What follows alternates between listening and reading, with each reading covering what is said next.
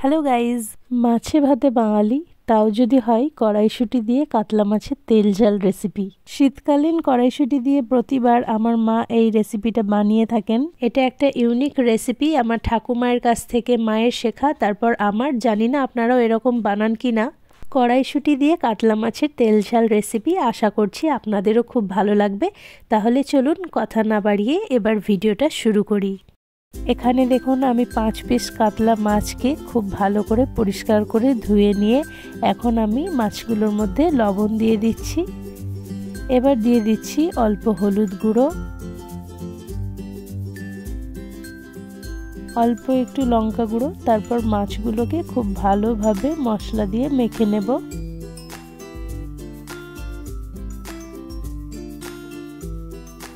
মাছ ভেজে নেওয়ার জন্য এখানে আমি কড়াইয়ের মধ্যে সর্ষের তেল দিয়েছি 75 গ্রাম।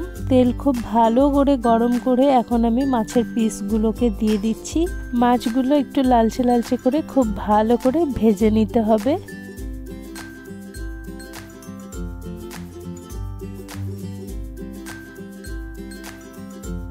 মাছগুলোকে খুব ভালোভাবে ভেজে নিয়েছি। এবার একটা প্লেটের মধ্যে মাছ ভাজাগুলো তুলে রাখছি। এখানে আমি দুটো মিডিয়াম সাইজের পেঁয়াজকে খুব ভালোভাবে ফাইনলি চপড করে নিয়েছি। আর মাছের পেঁয়াজ যত ফাইনলি চপড করা হবে তত কিন্তু রান্না সুস্বাদু হয়। এখানে পেঁয়াজটা আমার ভাবি আমাকে খুব ফাইনলি চপড করে দিয়েছে। এবার আমি ওই মাছ ভাজার তেলের মধ্যেই পেঁয়াজগুলোকে দিয়ে দিয়েছি।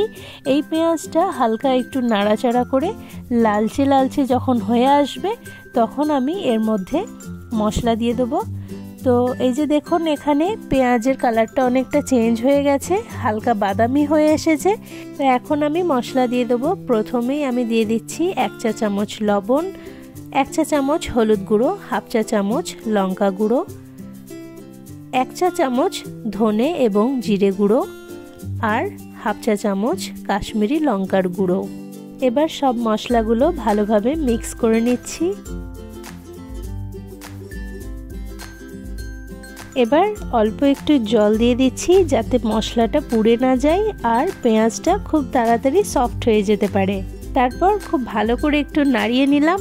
এবার এখানে আমি দিয়ে দিচ্ছি 1.5 কাপের মতো কড়াইশুঁটি। এইভাবে কড়াইশুঁটি দিয়ে মাছ রান্না খেতে কিন্তু খুবই ভালো লাগে।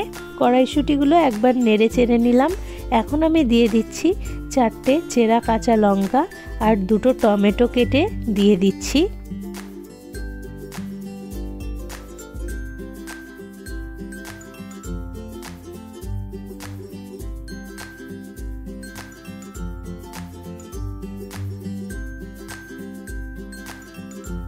এখন আমি দিয়ে দিচ্ছি ছোট গ্লাসের 1 গ্লাস পরিমাণ জল। খুব বেশি ঝোল বানাবো না, আবার খুব বেশি মাখো মাখো হবে না।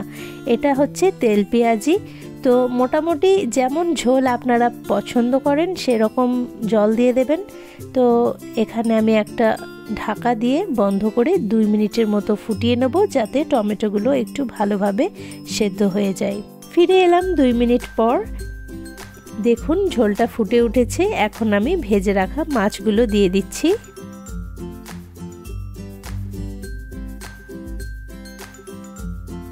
ভাজা মাছগুলো দেওয়ার পর একটু সাইজ করে নিচ্ছি। আর এখানে আমি বেশ কিছুটা ধনেপাতা কুচিয়ে রেখেছি, এবার উপর থেকে ছড়িয়ে দিচ্ছি। মাছের মধ্যে ধনেপাতা না দিলে কি হয়। তো এই যে দেখুন ধনেপাতা ছড়িয়ে দিলাম অনেকটা। ধনেপাতা দেওয়ার পর এবার আমি 1 মিনিটের জন্য ঢাকা বন্ধ করে দিয়ে গ্যাসের ফ্লেমটা বন্ধ করে দিলাম। তারপর এই যে দেখুন মাশাআল্লাহ মাশাআল্লাহ, খুব সুন্দর একটা স্মেল আসছে, খুবই সুন্দর স্মেলটা। এবার আমি 10 মিনিট রেস্টে রেখে দেবো ঢাকা বন্ধ করে। তারপর একটা প্লেটের মধ্যে সার্ভ করে নিয়েছি। খুব সুন্দর দেখতে লাগছে আর খেতেও কিন্তু অসাধারণ টেস্ট। এটা একটা ইউনিক রেসিপি আমি আপনাদের সঙ্গে শেয়ার করলাম।